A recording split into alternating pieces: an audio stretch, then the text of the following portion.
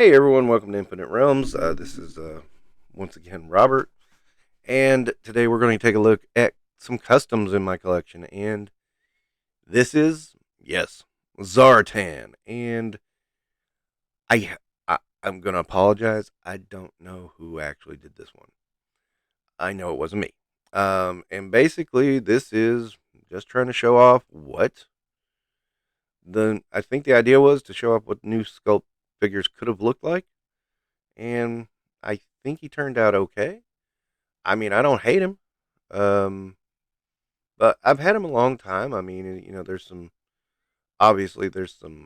uh, putty going on here, some sculpting putty, but I thought he looked pretty cool overall. I enjoyed him, so yeah. Um, Again, I thought he was decent. I know he was given to me. I know who gave him to me, but I know it wasn't his figure. Next up, I'm gonna be honest. I struggled with this. I think this might have been my attempt at Sparks. If you remember Sparks from the animated show, he looked a lot like Breaker, and I did purposefully try to go in a different direction. But I always thought Sparks, might have been a computer tech dude or something, and sort of like Mainframe before Mainframe, and because that's where he was with usually with the general or the colonel. And so, and back then it wasn't Hawk in the cartoon; it was Colonel Sharp, I think it was. Anyway, Sparks, I always liked him. I thought he deserved a figure, and he never got one, so I gave him one. This is I believe, obviously pretty basic body there. It's from one of the comic packs. I can't remember which one. But I thought also the lighter colors suited him because, of his cartoon past. I might be wrong. I mean, but that was my stab at Sparks.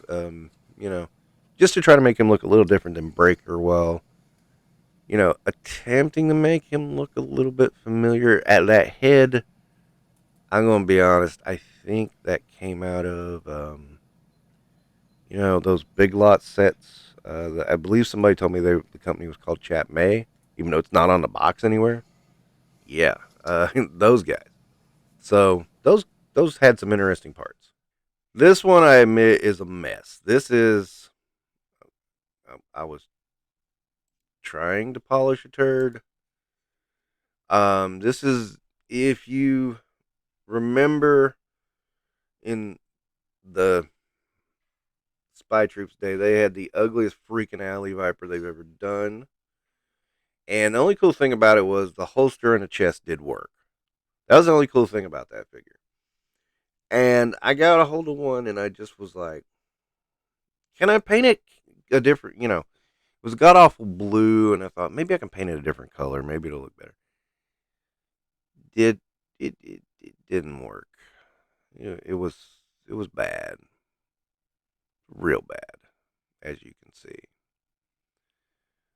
So I never really liked this figure. I just was trying to, again, polish a turd and hope for the best. And of course, the proportions are so off. Looks like he's wearing high water pants. Yeah, these were really terrible figures. And of course, it helps you learn that there are people out there who'll try to justify anything because they try to justify this shit. Yeah, and look, I tried to make it a little better, and I couldn't. I just couldn't. I tried. And last, we've got another Jade Dragon Guard figure. And yes, that is a Chun Li head. I found another one I found in the box. I want to say that torso was in the box too. And this is now some of the early Jade Dragon Guards I did don't have this type of green on. It was like later on I started realizing, oh, I need some uniformity. This type of green needs to be on all the figures at some point. So you can tell my earlier ones by the fact that if I mentioned Jade Dragon Guard, they don't have this jade green.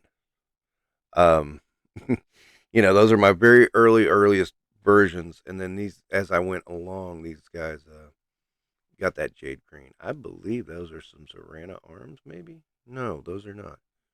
Wow, what are those? I'm stuck. Okay. Anyway, all right, that's gonna wrap up customs for this week. Don't forget to like and subscribe. Again, let me know you're enjoying this, or if you're not, just tell me I'm full of shit. You take care.